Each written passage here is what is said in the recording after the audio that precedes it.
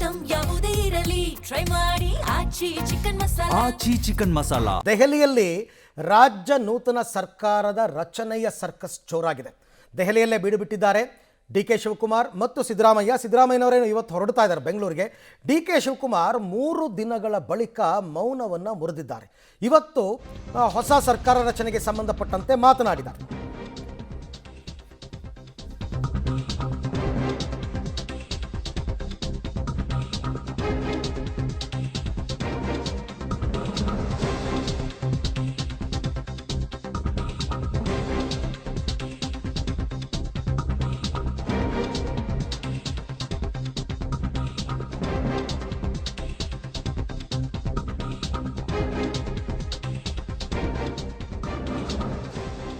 ಭಾವಿ CM D K Shivakumar ಮೊದಲ ಪ್ರತಿಕ್ರಿಯೆಯನ್ನು ಕೊಟ್ಟಿದ್ದಾರೆ. 3 ದಿನಗಳ ಬಳಿಕ ಮಾಧ್ಯಮದವ್ರ ಜೊತೆ ಮಾತಾಡ್ತಿರೋದವರು 3 ದಿನಗಳ ಬಳಿಕ ಮೌನ ಮುರಿದಿದ್ದಾರೆ. ನಾಳೆ ಸಂಜೆ ಶಾಸಕಾಂಗ ಪಕ್ಷದ ಸಭೆ ನಡೆಯಲಿದೆ. ಎಲ್ರಿಗೂ ಬೆಂಗಳೂರಿನಲ್ಲೇ ಇರೋದಕ್ಕೆ ಸೂಚನೆ ಕೊಟ್ಟಿದ್ದೀನಿ. ಪ್ರಮಾಣ ವಚನ ಸಮಾರಂಭದ ದಿನಾಂಕ ಮಾತ್ರ ಇನ್ನೂ ನಿಗದಿಯಾಗಿಲ್ಲ ಅಂತ ದೆಹಲಿಯಲ್ಲಿ ಭಾವಿ ಸಿಎಂ ಡಿ ಕೆ ಶಿವಕುಮಾರ್ ಹೇಳಿಕೆಯನ್ನು ಕೊಟ್ಟಿದ್ದಾರೆ. ಆದರೆ ಸಚಿವ ಸಂಪುಟದ ಬಗ್ಗೆ ಪ್ರತಿಕ್ರಿಯೆ ಕೊಡೋದಕ್ಕೆ ಅವರು ಒಪ್ಪಿಲ್ಲ. ಯಾಕೆಂದರೆ ಇನ್ನೂ ಯಾವುದೂ ಫೈನಲ್ ಆಗಿಲ್ಲ. ಹಾಗಾಗಿ ಎಲ್ಲ ಫೈನಲ್ ಆಗಲಿ ಆಮೇಲೆ ಮಾತಾಡೋಣ ಅಂತಕ್ಕಂಥ ಲೆಕ್ಕಾಚಾರದಲ್ಲಿದ್ದಾರೆ. ಬಟ್ ಇಷ್ಟು ಮಾತ್ರ ಹೇಳಿದ್ದಾರೆ, ನಾಳೆ ಶಾಸಕಾಂಗ ಪಕ್ಷದ ಸಭೆ ನಡೆಯುತ್ತೆ ಅಂತ. ಶಾಸಕಾಂಗ ಪಕ್ಷದ ಸಭೆಯನ್ನು ಕರೀತಾ ಇದ್ದೀವಿ. ನಾನು ಸಿದ್ದರಾಮಯ್ಯನವ್ರಿಗೆ ಮಾತಾಡಿದ್ದೀವಿ. ಟೈಮಿಂಗ್ ಮಾತ್ರ ಎಲ್ಲರಿಗೂ ಬೆಂಗಳೂರಲ್ಲಿರೋಕ್ಕೆ ಹೇಳಿದ್ದೀವಿ. ಯಾಕೆ ನಮ್ಮ ಹೈಕಮಾಂಡ್ ಲೀಡರ್ಸ್ನ ಕೇಳಬೇಕು. ಯಾಕೆಂದ್ರೆ ಅವರು ಬರಬೇಕು, ಅಬ್ಸರ್ವರ್ ಬರಬೇಕು, ನಮ್ಮ ಜನರಲ್ ಸೆಕ್ರೆಟರಿ ಬರಬೇಕು. ಆ ಟೈಮಿಂಗ್ ಅವ್ರು ಕೇಳಿಕೊಂಡು ಟೈಮಿಂಗ್ ಇಡ್ತೀವಿ. ಇದರಲ್ಲೇ ವಿಧಾನಸೌಧದಲ್ಲೇ ಇಡ್ತೀವಿ.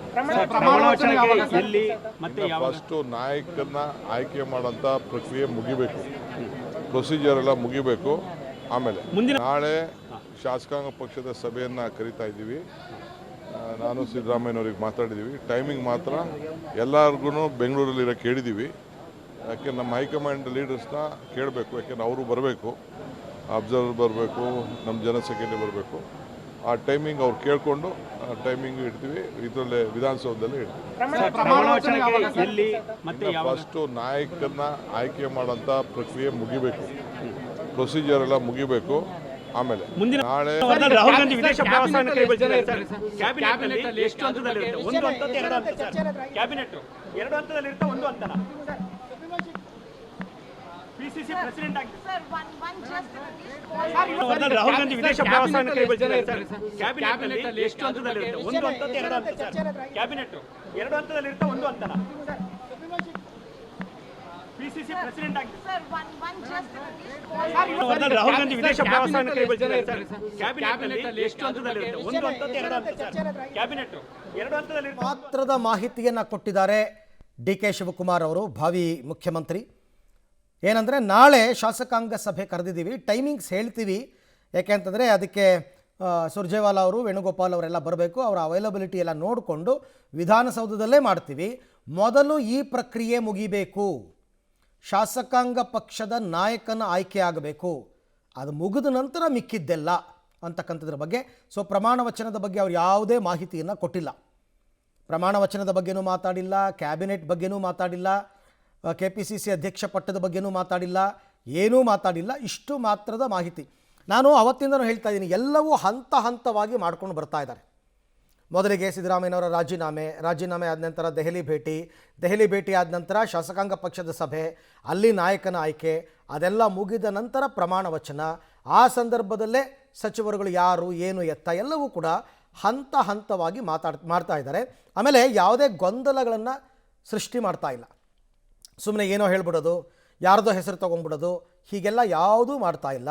ಪ್ರತಿಯೊಂದು ಕೂಡ ಹಂತ ಹಂತವಾಗಿಯೇ ನಡೀತಾ ಇದೆ. ಹಾಗಾಗಿ ಇಷ್ಟು ಮಾತ್ರದ ಮಾಹಿತಿಯನ್ನು ಈಗ ಡಿ ಕೆ ಶಿವಕುಮಾರ್ ಅವರು ಕೊಟ್ಟಿರ್ತಕ್ಕಂಥದ್ದು. ನಾಳೆ CLP ಸಭೆ ನಿಗದಿಯಾಗಿದೆ ಸದ್ಯಕ್ಕೆ. ಮಿಕ್ಕಿದ್ದು CLP ಸಭೆಯ ನಂತರ. ಅಂದರೆ ಅವ್ರಿಗೆ ಐಡಿಯಾ ಇರುತ್ತೆ, ಪ್ಲ್ಯಾನ್ ಮಾಡಿರ್ತಾರೆ ಮುಂದೆಲ್ಲ. ಬಟ್ ಯಾವುದನ್ನು ಅವರು ಡಿಸ್ಕ್ಲೋಸ್ ಮಾಡಲ್ಲ, ಯಾವುದನ್ನು ಕೂಡ ಹೇಳಲ್ಲ, ಬಹಿರಂಗಪಡಿಸಲ್ಲ. ಮೊದಲು ಇದಾಗಲಿ. ಸೊ ಹಾಗಾಗಿ ಎಲ್ಲೂ ಕೂಡ ಗೊಂದಲಗಳಾಗದಂತೆ ನೋಡಿ. ಡಿ ಕೆ ಶಿವಕುಮಾರ್ ಅವರು 3 ದಿವಸದಿಂದ ಮಾತೇ ಆಡಿರಲಿಲ್ಲ. ಹಾಗೆ ನೋಡೋಕ್ಕೆ ಹೋದರೆ ಸಿದ್ದರಾಮಯ್ಯನವ್ರ ರಾಜೀನಾಮೆ ಬಗ್ಗೆನೂ ಮಾತಾಡಿರಲಿಲ್ಲ.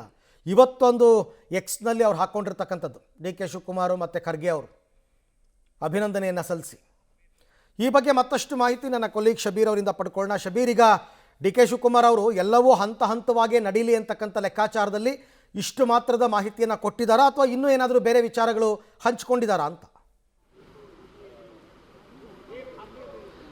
ನೋಡಿ, ಅವರು ಸದ್ಯಕ್ಕೆ ಮುಂಬರುವಂತಹ ಯಾವುದೇ ಕಾರ್ಯಕ್ರಮಗಳ ಪ್ಲಾನಿಂಗ್ ಅಥವಾ ತಯಾರಿಗೆ ಸಂಬಂಧಪಟ್ಟಂತೆ ಯಾವುದೇ ಮಾಹಿತಿಯನ್ನು ಬಿಟ್ಕೊಡ್ತಾ ಇಲ್ಲ. ಎಲ್ಲವನ್ನು ಕೂಡ ಗೌಪ್ಯವಾಗಿಟ್ಟು ಒಂದೊಂದೇ ಹಂತವನ್ನು ಮುಗಿಸುವಂಥ ಕೆಲಸಗಳನ್ನು ಕೂಡ ಮಾಡ್ತಾ ಇದ್ದಾರೆ. ಮುಖ್ಯವಾಗಿ ಈಗ CLP ವಿಚಾರಕ್ಕೆ ಸಂಬಂಧಪಟ್ಟಂತೆ ನಾಳೆ ಏನು 4 ಗಂಟೆಗೆ ನಿಗದಿಯಾಗಿದೆ ಅದರ ಮಾಹಿತಿಯನ್ನು ಮಾತ್ರ ಹಂಚಿಕೊಂಡಿದ್ದಾರೆ. ಸಚಿವ ಸಂಪುಟ ರಚನೆಗೆ ಸಂಬಂಧಪಟ್ಟಂತೆ ಯಾವುದೇ ಮಾಹಿತಿಯನ್ನು ಹಂಚಿಕೊಳ್ಳಲಿಕ್ಕೆ ಅವರು ನಿರಾಕರಿಸಿದ್ದಾರೆ. ಇವತ್ತು ದೆಹಲಿಯಲ್ಲಿ ಸಿದ್ದರಾಮಯ್ಯ ಅವರು, ಡಿ ಕೆ ಶಿವಕುಮಾರ್ ಅವರು, ಮಲ್ಲಿಕಾರ್ಜುನ್ ಖರ್ಗೆ ಸೇರಿದಂತೆ ಬೇರೆ ಬೇರೆ ಪ್ರಮುಖ ನಾಯಕರನ್ನ ಭೇಟಿಯಾಗಿ ಈ ಒಂದು ಸಚಿವ ಸಂಪುಟ ರಚನೆಗೆ ಸಂಬಂಧಪಟ್ಟಂತೆ ಚರ್ಚೆ ಮಾಡಿದ್ದಾರೆ. ಆಗಿದ್ರೂ ಕೂಡ ಬೇರೆ ಆ ಮಾಹಿತಿಯನ್ನ ಬಹಿರಂಗವಾಗಿ ಚರ್ಚೆ ಮಾಡಲಿಕ್ಕೆ ನಿರಾಕರಿಸ್ತಾ ಇರುವಂಥದ್ದು. ಸೊ ಹೀಗಾಗಿ ಮೊದಲು CLP ಆಗಿ ಅಲ್ಲಿ ಶಾಸಕಾಂಗ ಪಕ್ಷದ ನಾಯಕನ ಆಯ್ಕೆ ಆದ ಬಳಿಕ ಪ್ರಮಾಣ ವಚನದ ಜೊತೆಗೆ ಯಾರು ಸಚಿವ ಸಂಪುಟದಲ್ಲಿ ಇರ್ತಾರೆ ಇರಲ್ಲ ಅನ್ನುವಂಥದ್ರ ಬಗ್ಗೆ ಕೂಡ ಒಂದಷ್ಟು ಸುಳಿವುಗಳನ್ನು ಕೊಡುವಂಥ ಪ್ರಯತ್ನಗಳನ್ನು ಮಾಡ್ತಾ ಇದ್ದಾರೆ. ಸೊ ಈ ಹಂತದವರೆಗೂ ಕೂಡ ಸಚಿವ ಸಂಪುಟಕ್ಕೆ ಸಂಬಂಧಪಟ್ಟಂತೆ ಯಾವುದೇ ಮಾಹಿತಿಯನ್ನು ಹಂಚಿಕೊಳ್ಳಲಿಕ್ಕೆ ನಿರಾಕರಿಸ್ತಾ ಇರುವಂಥದ್ದು ನಾಯಕರು. ಕೇವಲ ಶಾಸಕಾಂಗ ಪಕ್ಷದ ಸಭೆ ಮತ್ತು ಶಾಸಕಾಂಗ ಪಕ್ಷದ ನಾಯಕನನ್ನ ಆಯ್ಕೆ ಮಾಡೋ ವಿಚಾರಕ್ಕೆ ಸಂಬಂಧಪಟ್ಟಂತೆ ಮಾತ್ರ ಈಗ ಬಹಿರಂಗವಾಗಿ ಡಿ ಕೆ ಶಿವಕುಮಾರ್ ಅವರು ಕೂಡ ಮಾತನಾಡಿದ್ದಾರೆ. ಥ್ಯಾಂಕ್ ಯು ಶಬೀರ್, ತಮ್ಮೆಲ್ಲ ಮಾಹಿತಿಗಾಗಿ ಧನ್ಯವಾದ. ಅವರು ನಿರ್ಧಾರ ಮಾಡಿಕೊಂಡೇ ಒಂದೊಂದೇ ಮಾಹಿತಿಯನ್ನು ಬಿಡುಗಡೆ ಮಾಡ್ತಾ ಇದ್ದಾರೆ. ಸದ್ಯಕ್ಕೆ ಇವಾಗ ಶಾಸಕಾಂಗ ಪಕ್ಷದ ಸಭೆಯ ಬಗ್ಗೆ ಅಧಿಕೃತವಾಗಿ ಡಿ ಕೆ ಶಿವಕುಮಾರ್ ಅವರು ಹೇಳಿದ್ದಾರೆ, ನಾಳೆ ಮಾಡ್ತೀವಿ. ಸೊ ಅಷ್ಟೇ, ಇನ್ನು ಮಿಕ್ಕಿದ ವಿಚಾರ ಎಲ್ಲನೂ ಕೂಡ ಬಹಿರಂಗಪಡಿಸಿಲ್ಲ.